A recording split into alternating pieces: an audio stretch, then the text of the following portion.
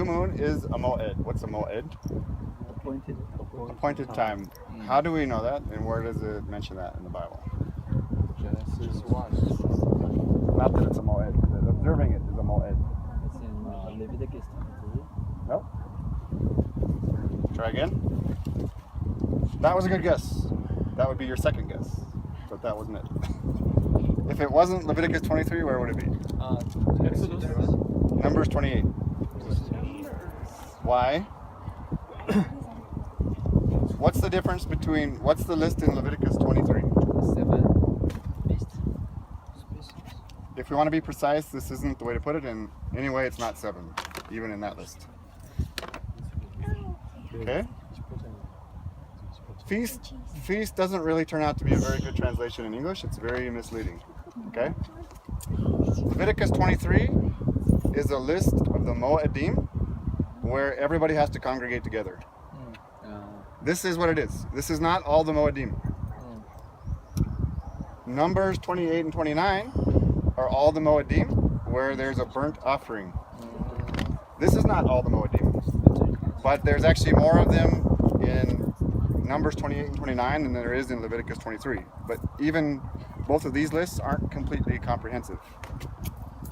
Okay, so in Numbers 28, verse 11. At the beginning of your months, you shall present a burnt offering to the Lord, 2 young bulls, 1 ram, and 7 lambs in their first year without blemish. 3/10 of an ephah of fine flour as a grain offering, mixed with oil for each bull. 2/10 of an ephah of fine flour as a grain offering, mixed with oil for 1 ram, and 1/10 of an ephah of fine flour mixed with oil as a grain offering for each lamb, as a burnt offering of sweet aroma, an offering made by fire to the Lord. Their drink offering shall be half a hin of wine for a bull, 1/3 of a hin for a ram, and 1/4 of a hin for a lamb. This is a burnt offering for each month throughout the months of the year. Also 1 kid of the goats as a sin offering to the Lord shall be offered beside the regular burnt offering and its drink offering. Okay, so this is how we know it's a moed. So who would have to observe this? This is specifically the priests. How did the average person, did they need to observe it, or did they at all?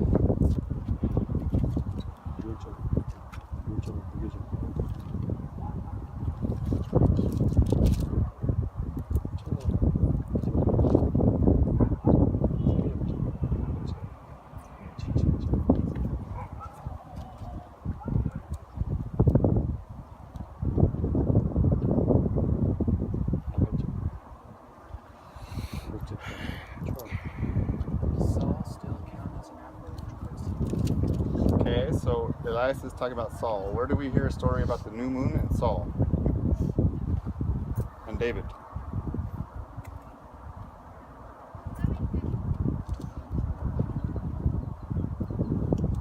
Does anybody know? We have a story where Saul is having a feast for the new moon, and he has it for 2 days, 2 nights in a row. Why does he do that?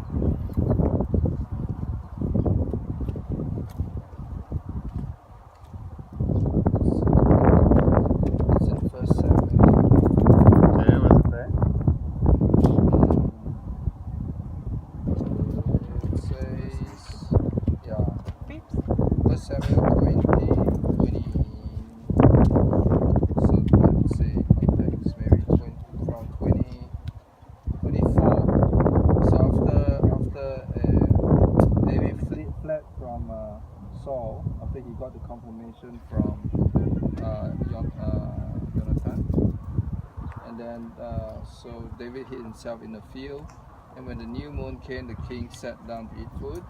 The king sat on his seat, and as at other times, on the seat by the wall. Jonathan sat opposite, and Abner sat by Saul's side, but David's place was empty. Yet Saul did not say anything that day, for he thought, something has happened to him. He's not clean. Surely he is not clean.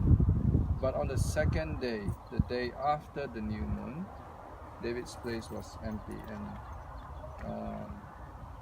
so blah, okay, blah, blah. so one, we know that at least one person is observing a feast on the new moon, and we know it's either one of 2 days. We already discussed why that is, right? Because why? On average, a lunar month is 29 and a half days approximately. Actually, but it varies actually. So actually the exact time for a lunar month depends on a variety of different moving objects. The Earth, the Moon, the Sun, and all the constellations. It's not actually the same time every month, even on average. It varies by 13 hours between the shortest and the longest month in a year, in a solar year. Okay? So the longest month, lunar month in a year is always in January, and the shortest one is in June. Okay, and there's a 13-hour difference between the two, more or less. It even varies a little bit. Okay, and the moon moves at different speeds depending on how close it is to the Earth. In the shorter months, it's moving faster. In the longer months, it's further away from the Earth and it moves slower because of gravity. Okay, so let's look at Psalm 81.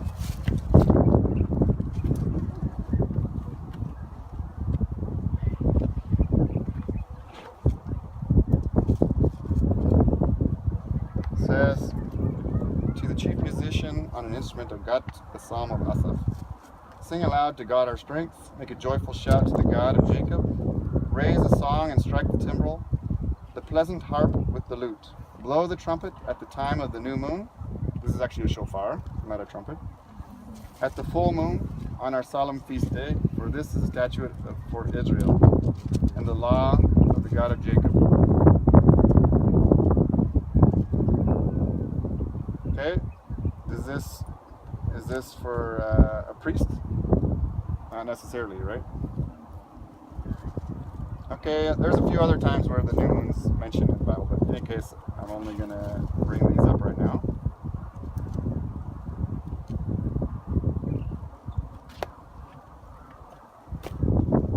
Okay, so now, a month, a lunar month is always 29 or 30 days. This partly depends on, we said the length can change.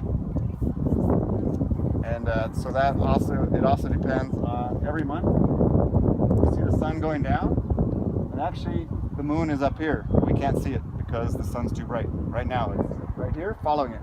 The sun's going down and the moon is following it like this. If it's a really bright new moon, on some occasions we can actually see it just before the sun even goes down. But usually you only see it after the sun goes down. Okay? And then we have, in modern terms, you have a certain percentage of the moon that you'll be able to see. It has to do with the shadow of the Earth. Okay? So every month it can be different. It can be really super thin, or it can be quite a big slice. And the other thing is, the question is, how far is it behind the moon, behind the sun? So it can be very close behind the sun, or it can be quite a ways behind the sun. So sometimes you only have a very little bit of time to see it, if it's potentially going to be there, or sometimes you have a long time to see it.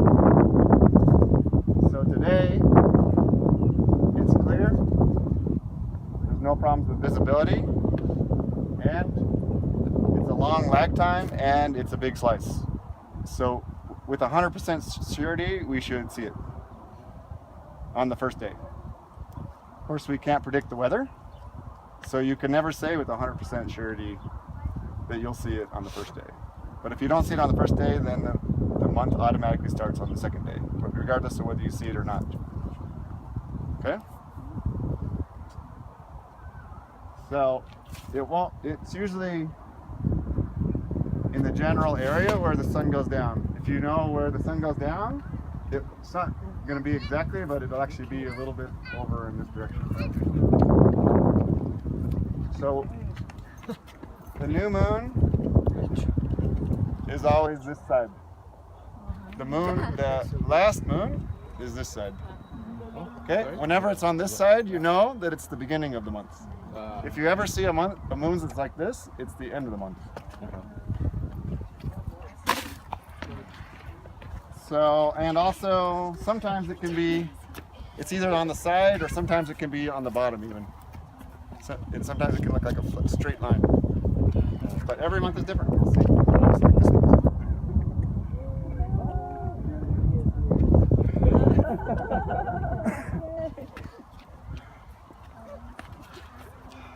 So, and if we go to a more spiritual side, if we compare this with an arithmetic calendar, God, I think, has designed his calendar in such a way that you have to see what he's doing. No man can predict with 100% certainty what it'll be. It's in a way where you need to go and look and see what God does. I made Excellent. it. Wow, that's pretty.